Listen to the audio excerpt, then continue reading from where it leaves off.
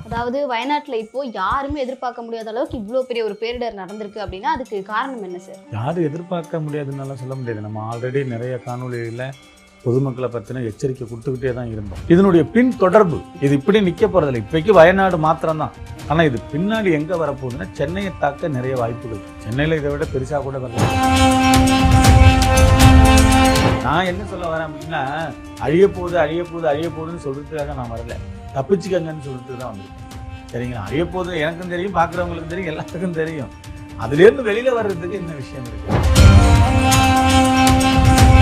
கொரோனாவும் வந்துச்சு, கொரோனாவுக்கு உடனே மருந்து வந்துச்சு, அந்த நோய் இல்லாமல் அடிச்சிட்டாங்க. ஆனால் திரும்ப ஒரு விஷயம் வரப்போகுது, அதுக்கு மருந்து இருக்காதுன்னு சொல்லி இதுக்கு எப்படி மருந்து கண்டுபிடிப்பீங்க? இந்த மாதிரி மழையால் அழிய போகிறதுக்கு என்ன மருந்து இருக்கு உங்களுக்கு? பூகம்பத்தால் அழிய போகிறதுக்கு என்ன மருந்து இருக்கு? புயலால் அழிய போகிறதுக்கு என்ன மருந்து இருக்கு? எல்லாமே நம்மளுடைய கர்மா அப்படின்னு சொல்ல வரீங்க. இல்லை, இதெல்லாம் கடவுளை கண்டிக்கப்பட்டதனுடைய கருமா, அதனுடைய விளைவு, அதனுடைய ஸ்டார்ட். அம்பத்தூர், ஆவடி, திருமங்கலம், அண்ணா நகர், இந்த மாதிரி ஏரியாக்களை நம்ம எடுத்துக்கலாம். இது ரொம்ப சிரமமான தகவல் தான். இருந்தும் அங்கே இருக்கிற மக்கள் வந்து எச்சரிக்கை அப்படின்னா சென்னையவே தமிழ்நாடே பொதுவாகவே சொல்கிறேன் அப்படின்னு பார்த்தீங்கன்னா சீவகாருண்யே பண்ணலாம். யாரெல்லாம் பண்ணலாம் சொல்லவே ஒரு நாளிலே தான் மனசுக்கே ரொம்ப கடினம். 9, 10, 11க்குள்ள ஒரு மிகப்பெரிய அழிவு நைட்டு சந்திக்க மேலே இருந்து எரிக்கல்கள் நிறைய கீழே விழுவதற்கான வாய்ப்புகள் இருக்கு. மழை வெள்ளம்னு பயங்கரமா இருக்குங்க. ஸோ இந்த டிசம்பர் வந்து சென்னைக்கு எப்படி இருக்கும்? சென்னைக்கு சேராது. அப்படி ஒரு விஸ்வரூப அழிவுன்னு பயங்கரமான. இதைத்தான் நம்ம முன்னாடில இருந்தே சொல்லிக்கிட்டு இருந்தோம். அழிய போகுதியா எல்லாரும்.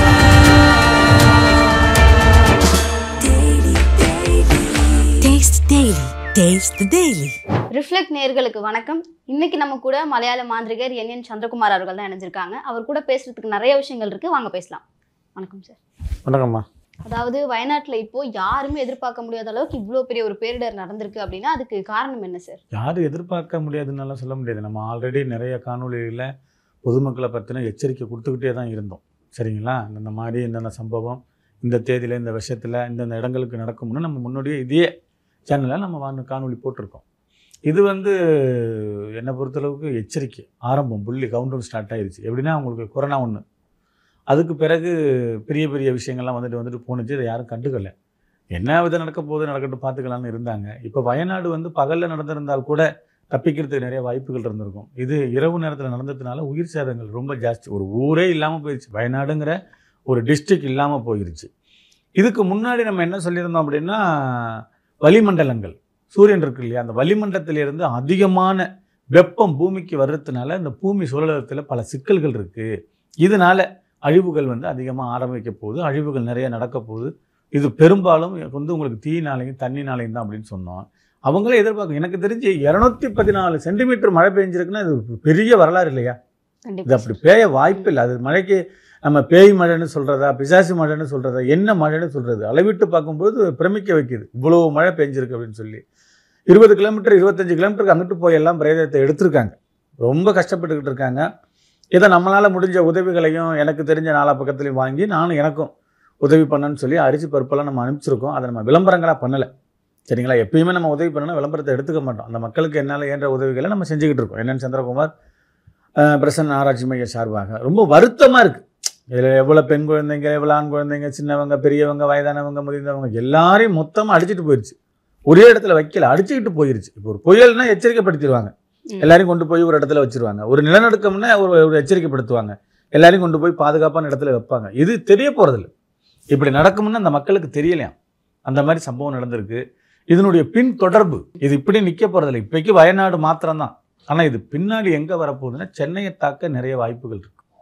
ஓகே, சென்னை வந்து இந்த மாதிரி ஒரு பேரிடர் சென்னைக்கு வரும் அப்படின்னு சொல்றீங்க. சென்னையில் இதை விட பெருசாக கூட வரலாம். இப்போ சென்னையில் வரும் அப்படின்னா எந்த மாதிரியான ஏரியாஸ்லாம் வந்து அதிகமான பாதிப்புகள் வரதுக்கான வாய்ப்புகள் இருக்குது சார்? சென்னையில் வந்து பர்டிகுலராக அதுதான் நம்ம சொல்ல முடியாது. சென்னையவே நான் டோட்டலாக சொல்கிறேன். சரிங்களா? பெருசாக ரொம்ப அதிகமாக எடுத்துக்கிட்டிங்கன்னா நம்ம புழல் எடுத்துக்கலாமா, அம்பத்தூர், ஆவடி, அண்ணா நகர் இந்த சைடுகள். ஏன்னா இதெல்லாம் வந்து உங்களுக்கு அதில் மூளை பிரிப்போம். செவ்வாழை மூளை, சிறுதண்ணி மூளை, கருகாணி மூளை, கடங்கண்ணி மூளை, கன்னி மூளை, இந்த மாதிரி மூளைகளை பிரித்து தான் அந்த வாஸ்து பிரகாரம் பார்க்குறது. அப்படி பார்க்கும்போது இந்த பக்கம் ஒரு விஷயம் காமிக்குது. நான் என்ன சொல்ல வரேன் அப்படின்னா அழிய போகுதுன்னு சொல்கிறதுக்காக நான் வரல. தப்பிச்சுக்கங்கன்னு சொல்கிறதுக்கு தான் வந்திருக்கேன். சரிங்களா? அழிய போகுது எனக்கும் தெரியும், பார்க்குறவங்களுக்கும் தெரியும், எல்லாருக்கும் தெரியும். அதுலேருந்து வெளியில வர்றதுக்கு என்ன விஷயம் இருக்குதா? வயநாடு வந்து அதை நினைச்சு பார்க்கவே ரொம்ப கொடூரமா இருக்கு. பார்த்தீங்களா? அதெல்லாம் இப்படி சிசிடி கேமராவில் திரும்ப ரிட்டர்ன் பண்றாங்க. அது என்ன எவ்வளவு ஒரு பாறாங்கல் ஒன்று ஒரு வீட்டையே தரமட்டமாக்கிருச்சு அந்த கல் உருண்டு ஓடி போய். நான் முன்னாடி சொல்லியிருக்கேன், இந்த மாதிரி கல்லுகள்லாம் உருண்டு ஓடும், பெரிய பெரிய கல்லுகள்லாம் பெரிய பெரிய வீடுகளை நாசம் பண்ணும். மக்கள் ரொம்ப அதுக்கு கூட சில பேர் காமெடியாக நிறைய பண்ணியிருக்கலாம். கொரோனாவுக்கு மருந்து வந்துருச்சு, அதை நம்ம கேட்டிருந்தோம் இல்லையா? மற்ற நோய்க்கு ஏன் மருந்து வரல? கொரோனாவுக்கு மட்டும் உடனே கொரோனாவும் வந்துச்சு, கொரோனாவுக்கு உடனே மருந்து வந்துச்சு, அந்த நோய் இல்லாமல் அடிச்சிட்டாங்க. ஆனால் திரும்ப ஒரு விஷயம் வரப்போகுது, அதுக்கு மருந்து இருக்காதுன்னு சொல்லி. இதுக்கு எப்படி மருந்து கண்டுபிடிப்பீங்க? இந்த மாதிரி மழையால் அழிய போகிறதுக்கு என்ன மருந்து இருக்குது உங்கள்கிட்ட? பூகம்பத்தால் நிலநடுக்க ஆகி அழிய போகிறதுக்கு என்ன மருந்து இருக்குது? புயலால் அழிய போகிறதுக்கு என்ன மருந்து இருக்குது? கொரோனாங்கிறது வைரஸ், இயற்கை சீற்றத்தை ஒன்றும் பண்ண முடியாதுல்ல. நீர்னால ஏற்படுறதையோ, நெருப்புனால ஏற்படுறதையோ, பூமினால ஏற்படுறதையோ, ஆகாயத்தினால ஏற்படுறதுனாலையோ, அக்னினால ஏற்படுற விஷயங்களுக்கு வந்து எந்த விதமான மெடிசனும் இல்லை, எந்த விதமான தடுப்பு முறையும் இல்லை. அதாவது இந்த மாதிரி ஒரு பெரிய பேரிடர் நடந்து இத்தனை உயிர்கள் பறிப்போகுது அப்படின்னா இது வந்து கடவுள் வந்து மக்கள் நிறைய பேர் வந்து அதர்மத்தை நோக்கி போறாங்க அப்படின்னு சொல்லி கடவுள் எச்சரிக்கிறதா எடுத்துக்கலாமா சார்? ஆமா, எச்சரிக்கை எடுத்துக்கலாம். இயேசுநாதர் என்ன பண்ணாரு? மக்கள் நிறைய பேரை வந்து காப்பாத்திருக்காரு. மக்களுக்கு உதவி பண்றதா ஒரு பெரும்பாலும் பண்ண விஷயம். கண்ணு ஒருத்தருக்கு தெரியலையா, திடீர்னு கண்ணை வர வச்சாரு. கையை ஒருத்தருக்கு முடியலையா, கையை வர வச்சாரு. கால் முடியலையா, கால் வர வச்சாரு. செம்பரியாடு ஆடுகுட்டியை வச்சுக்கிட்டாரு. ரொம்ப இறக்க பணமானு பார்த்தாரு. எல்லா மக்களுக்கும் சேவை செஞ்சாரு. அவருக்கு இந்த மக்கள் கொடுத்த பிரைஸ் என்ன தெரியுமா? நெத்தியில மூக்கிரிடம் கட்டி சிலுவையில தூக்கி வச்சு ஆணில வச்சு அரைஞ்சாங்க. சரிங்களா? அரைஞ்சி அவரை ரொம்ப கஷ்டப்படுத்தி தான் கீழே கொண்டு வச்சு புதைச்சாங்க. வள்ளலார் பெருமான் என்ன பண்ணாரு? ஒரு 100 ஏக்கரை எனக்கு கொடுங்க, ஏழை மக்களுக்கு அதை தானம் பண்ணணும், அங்கே சாப்பாடு கொடுக்கணும், பசியார வைக்கணும், எல்லா உயிரும் இன்புற்று வாழ்க, அருப்பெரும் சொல்லி தனிப்பெருங்கருணை. அவர் என்ன பண்ணாங்க? 10:30 மணிக்கு கோர்ட்டுக்கு ஏற்றுனாங்க. அவர் மேலே வழக்கு போட்டு கோர்ட்டுக்கு ஏற்றுனாங்க. வள்ளலார் வாழ்ந்து 200 வருஷம் தான் ஆகுது. அப்போ ஜட்ஜி 10:29 வரைக்கும் பார்த்துட்டாங்க, ஆள் வரல. ரொம்ப ரொம்ப அதிகமாக சத்தம் போட்டிருக்காரு, என்ன அவ்வளோ பெரிய ஆளாக வர. கரெக்டாக 10:30 மணிக்கு அந்த கோர்ட்டே மணந்துச்சு. திருநீர் வாசனை, சாம்புராணி வாசனை, சந்தன வாசனை, கற்பூர வாசனை. அந்த ஜட்ஜை எழுந்திரிச்சு வணங்கி காலில் விழுந்து ஆசி வாங்கிக்கிட்டாரு. வள்ளலார் பெருமானுக்கு கோர்ட்டுக்கு ஏற்றுனாங்க. சிவபெருமான் என்ன செஞ்சார்? பிட்டுக்காக மண் எடுத்தார். பிட்டுன்னா வீடு, அந்த சும்மா அந்த மாதிரி ஒரு கோயில் மாதிரி கட்டுறது. கருப்பசாமி பெரம்பால வெளுன்னு வெளுத்து விட்டார். கடவுளுக்கே அந்த கதிமா. பிரம்மசிவம் பெரும்பாலும் அடி வாங்கியிருக்காரு. இயேசுநாதரை ரொம்ப கொடுமைப்படுத்தி சித்திரவதைப்பட்டு தன்னுடைய சிலுவையை தானே சுமந்துக்கிட்டு வந்து அப்படி பண்ணார். நல்லது செஞ்சவங்க கடவுளுக்கே அந்த நிலைமைன்னா நம்மளாம் யாரு? சாதாரண மனிதன் தானே. நமக்கு எப்படி அதில் சொல்ல முடியும்? அழிவு உண்டு, அந்த அழிவுல எல்லாரும் எல்லாமே நம்மளுடைய கர்மா அப்படின்னு சொல்ல வர்றீங்க? இல்லை, இதெல்லாம் கடவுளை தண்டிக்கப்பட்டதனுடைய கர்மா, அதனுடைய விளைவு, அதனுடைய ஸ்டார்டம், அதனுடைய சீற்றம் தான். இப்போ இயேசு இறந்ததுக்கு ரெக்கார்டு இருக்கு, பிரம்மசிவன் பிறப்பிறப்புக்கு அது ஒன்றும் ரெக்கார்டும் இல்லை, ஆதாரமும் கிடையாது. அதே மாதிரி வள்ளலார் பெருமான் வந்து நான் திரும்ப வருவேன்னு சொல்லிட்டு ஒரு ரூமுக்குள்ள போய் மறைஞ்சாரு. 3 நாள் கழிச்சு நான் திரும்ப வருவேன்னு சொல்லி இன்னும் வரல. அவர் இறந்துட்டாருன்னு சொல்ல முடியாது. வள்ளலார் பெருமான் பிறந்ததுக்கு வேணா தேதி இருக்கு, வருடம் இருக்கு, நாள் இருக்கு, கிழமை இருக்கு. இறந்ததுக்கு தேதியோ கிழமையோ அதுக்கான வருடமோ இன்னும் இல்லை. வள்ளலார் பெருமான் இன்னும் வாழ்ந்துக்கிட்டு தான் இருக்காரு. அவர் சொன்னார், நான் திரும்ப வரும்பொழுது பிரபஞ்சம் ஃப்ரீயா இருக்கும். ஃப்ரீயா இருக்கும்னா நிம்மதியா இருப்பாங்க மக்கள் அப்படின்னு. அப்ப பிரபஞ்சம் இல்லைன்னு போகும்போது இதையே நம்ம சொல்ல வரேன்னா கீழடி அகழ்வாராய்ச்சி இருக்குல்ல, தொல்லியல் துறை தானே, அவங்க தானே சொல்றாங்க ஏற்கனவே ஒரு விஷயம் ஒன்று நடந்திருக்கு அப்படின்னு. இப்போ வயநாடுங்கிற டிஸ்ட்ரிக்ட் இல்லை, இன்னும் ஒரு 200 வருடம் கழிச்சோ 100 வருடம் கழிச்சோ இந்த தொல்லியல் துறை வரப்போகுது. அப்பெல்லாம் நம்ம இருக்க மாட்டோம், புது சங்கதிகள் இருக்கும். அப்போ வயநாட்டில் சில ஆய்வுகளை பண்ணி இப்படி வெள்ளத்தால் அடிச்சுக்கிட்டு போணுச்சு, இந்த மாதிரிலாம் நடந்திருக்குன்னு அன்னைக்கு வரப்போகுது. அன்னைக்கு இருக்கிற மக்களுக்கு தெரிய வரும், ஓ இப்படி ஒரு சம்பவம் நடந்துச்சா என்னன்னு. இப்போ இதெல்லாம் நம்ம பார்த்துட்டோம், சரிங்களா? பேரிட பார்த்துட்டோம். இது அழிவு தானே. இதைத்தான் நம்ம முன்னாடியில இருந்தே சொல்லிக்கிட்டு இருந்தோம். அழிய போகுதியா, அழிய போகுதியா, அழிய போகுதியா, எல்லாரும் சீவகாருண்யா பண்ணிக்க பாருங்க, இதை தடுக்க பாருங்க. யாரு கேட்டா? ஒருத்தரும் கேட்கல. இதை நாம் பண்றதுனாலயோ இன்னொரு 10 பேர் பண்றதுனால இவ்வளவு பெரிய சீற்றத்தை நம்ம தடுக்க முடியுமா? சீவகாருண்யா என்ன? கேட்க திறனற்ற உயிருக்கு எல்லா உயிரும் இன்புற்று வாழ்க. வாடிய பயிரெல்லாம் கண்ட போது வாடினாராம் வள்ளலார். அவர் ஒரு சாதாரண பயிரை பார்த்துட்டு அந்த அளவுக்கு மனசு கஷ்டப்பட்டு இருக்காரு. இப்ப நான் என்ன சொல்றேன்? சீவகாருண்யா எல்லாராலையும் முடிஞ்ச உதவிகளை, என்னால முடிஞ்ச உதவிகளை, என்னால இயன்ற உதவிகளை சிவகாருண்யா பண்ணும் பொழுது இந்த கர்மாவுக்கு டிக்கு விடும். சரிங்களா? இப்ப நம்ம சென்னையை பத்தி பேசும்பொழுது சென்னையில கடலோரத்துல நிறைய ஊர்கள் இருக்கு இல்லையா? இப்ப எந்த ஊர் வந்து ரொம்ப பாதுகாப்பா இருக்கணும், இந்த ஊருக்கு வந்து கொஞ்சம் ரொம்ப பாதுகாப்பா இருக்கணும் அப்படின்னா எந்தெந்த ஊர்கள் வந்து சொல்லுவீங்க? அம்பத்தூர், ஆவடி, திருமங்கலம், அண்ணா நகர், இப்படி ரெட்லிஸ், பாரிமுனை, இந்த மாதிரி ஏரியாக்களை நம்ம எடுத்துக்கலாம். இது வந்து ரொம்ப சிரமமான தகவல் தான். இருந்தும் அங்க இருக்கிற மற்ற மக்கள் வந்து எச்சரிக்கையா இருக்கு. அப்படி நான் சென்னையவே தமிழ்நாடே பொதுவாகவே சொல்றேன், பர்டிகுலரா இவங்களுக்கு தான் அவங்களுக்கு. ஏன்னா அப்ப அவங்க என்ன நிறைய புண்ணியம் பண்ணவங்களா என்ன? அழிய கர்மா துவங்கிருச்சு, ஸ்டார்ட் ஆயிருச்சு, அழிய போகுதுன்னு வந்துருச்சு. இதுல யாரும் மிச்சம் மீதி இருக்க தேவையில்லை. இருந்தாலும் பிரச்சனை தான். நம்ம சாப்பாடு இருக்காது, துணிமணி இருக்காது, தனிமையில ஒரு 10 பேர் இருந்த வீடு 9 பேர் வெளியே போயிட்டாங்க, ஒருத்தர் மட்டும் அங்கே இருந்தால் எப்படி இருக்கும்? எரிச்சலோடு போயிருக்கும், எந்த வேலை பார்க்கவும் மனசு ஓடாது. அதனால என்னை பொறுத்தளவுக்கு விரைவான அழிவை நோக்கி இந்த பிரபஞ்சம் பயணம் பண்ணுது. சூரியனிலிருந்து வெப்ப தாக்கம் அதிகமாக பூமிக்கு வர்றதுனால இந்த பூமி சுழறதுல கடினமான கஷ்டப்படுது.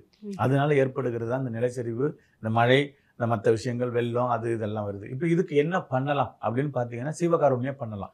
யாரெல்லாம் பண்ணலாம்? எல்லாருமே பண்ணணும். அன்பை பகிர்ந்துக்கணும். இந்த பொச்சிருப்பு அந்த ஜீவகாருண்யம் வந்து எப்படி பண்ணணும் அப்படிங்கறத கொஞ்சம் விரிவா சொன்னீங்க அப்படின்னா பாக்குறவங்க அதை பண்றதுக்கு வந்து யூஸ்ஃபுல்லா இருக்கும். சிவகாருண்யம் வந்து நாய்க்கள் தெருவில் நிற்கிது பார்த்தீங்களா, அதுகளுக்கு பிஸ்கட் போடுறது, சாப்பாட்டு கொடுக்கறது, பூனை வீட்டில் வளர்க்குற விஷயங்களுக்கு, மாடு, இந்த மாதிரி கேட்க திறனற்ற உயிர்களுக்கு உதவி பண்ணுறது. நல்லா இருந்துக்கிட்டே சில பேர் யாசகம் கேட்பாங்க, அவங்களுக்கெல்லாம் கொடுக்கக்கூடாது. உண்மையிலேயே காலை இழந்து, கையை இழந்து, கண்ணை இழந்திருக்காங்க இல்லையா, அவங்களுக்கெல்லாம் யாசகம் கொடுக்கணும்.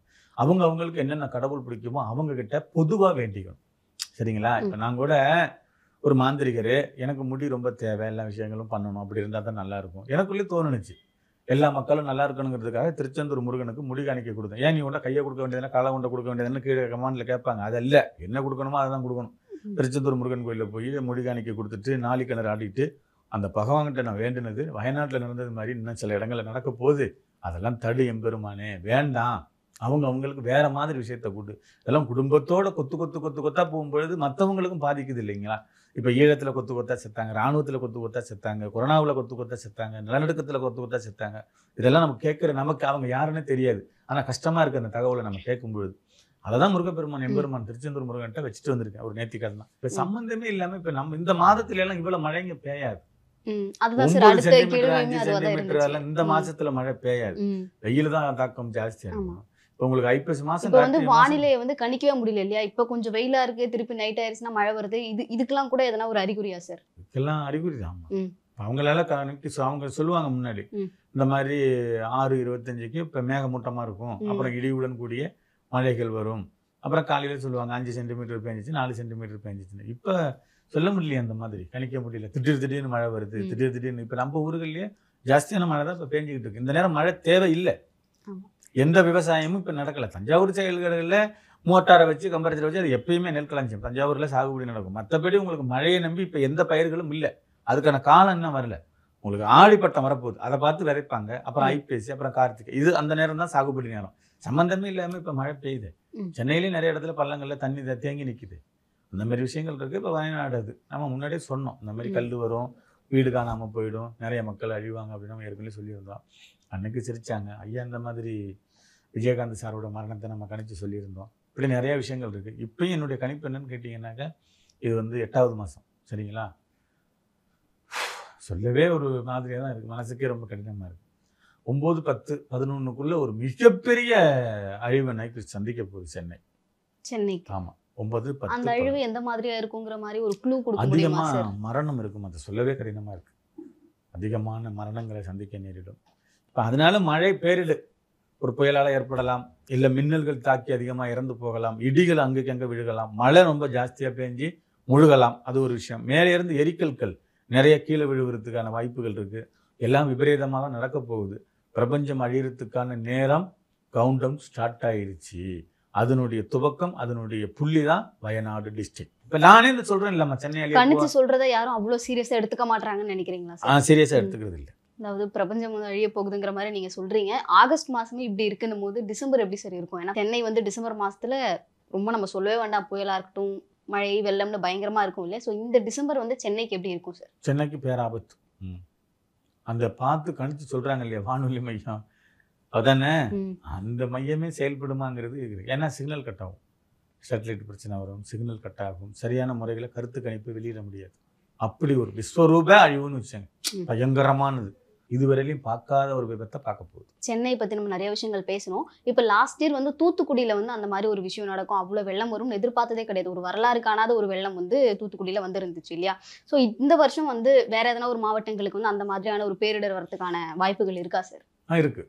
பர்டிகுலராக இந்த மாவட்டம் நம்ம சொல்ல முடியாது. போன வருஷம் தூத்துக்குடியில் நடந்த சம்பவம், ஐயப்பன் கோயிலுக்கு நான் அந்த நேரம் போயிருந்தேன். அப்போ தூத்துக்குடி கடந்து தான் போகும்போது நான் போன பஸ்ஸே கிட்டத்தட்ட பார்த்தீங்கன்னா முழுகுற கண்டிஷனில் தான் இருந்துச்சு. மிகப்பெரிய ஒரு தாண்டவம் ஆடு இருந்துச்சு. அப்புறம் அதை வந்து ஓரளவுக்கு சரி பண்ணிட்டாங்க. இந்த தடவை பார்த்தீங்கன்னா பர்டிகுலராக நாகப்பட்டினம், காரைக்கால், பாண்டிச்சேரி, சிதம்பரம், செங்கல்பட்டு, இந்த மாதிரி சைடுகளை நம்ம எடுத்துக்கலாம். அங்கிட்ட எடுத்துக்கிட்டிங்கன்னா தூத்துக்குடி, திருநெல்வேலி, கன்னியாகுமரி அந்த சைடு எடுத்துக்கலாம். இன்னும் நெருங்கி நெருங்கி வந்தீங்கன்னா மேல்மருவத்தூர், செங்கல்பட்டு, காஞ்சிபுரம், இந்த மாதிரி விழுப்புரங்கள், இந்த மாதிரி ஏரியாக்கெல்லாம் நம்ம எடுத்துக்கலாம். இது மெயினாக விழுப்புரம் வந்து நிறையா மழையினால அங்கே உயிர் சேதங்கள் நடக்க வாய்ப்பு இருக்குது. விழுப்புரம் முழுக கூட வாய்ப்பு இருக்குது. இப்போ நாங்கள் சில விஷயங்கள் பேசி கேள்விப்பட்டிருந்தோம். என்னன்னா இது வந்து ஊட்டியில் நடக்க வேண்டிய ஒரு விஷயம் வயநாட்டில் நடந்துருச்சு அப்படின்னு சொல்லியிருந்தாங்க.